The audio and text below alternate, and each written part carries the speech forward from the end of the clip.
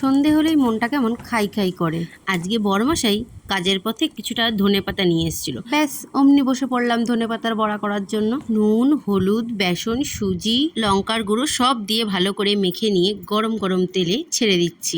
দেখো, ইচ্ছা হলে তো দোকান থেকে কিনে খাওয়াই যায়, কিন্তু কি বলতো, নিজের হাতে জিনিস বানিয়ে সেটা যদি প্রিয় মানুষটাকে খাওয়ানো হয়, সেটাতে এক আলাদাই আনন্দ থাকে। আর সত্যি বলতে আমার কিন্তু রান্না করতে খুব ভালো লাগে, আর তার থেকে বেশি ভালো লাগে রান্নাগুলো খাওয়ার পরে যখন মানুষের রিয়াকশনগুলো দেখি, সেটা দেখে আমার আরও বেশি ভালো লাগে। এই দেখো, তোমাদের সাথে কথা বলতে বলতে আমার চা করা কমপ্লিট।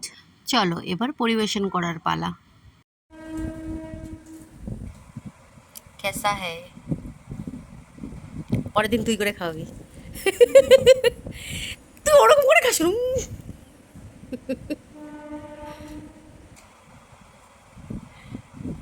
যে বানালো সে একটু টেস্ট না করলে হয়, তাই আমি একটু খেয়ে নিলাম। এদিকে আমার ছেলেটাও হয়েছে পুরো আমার মতন, তেলে ভেজা খাওয়ার ওস্তাদ। যেই দেখেছে পকোড়া অমনি ওর বাবার কাছে গিয়ে ছুকছুক করছে। তোমরা কে কে আমাদের মতন এরকম তেলে ভাজা খেতে ভালোবাসো অবশ্যই কমেন্ট করে জানিও কিন্তু। আজ আসি, দেখা হচ্ছে তাহলে নেক্সট ব্লগে। বাই।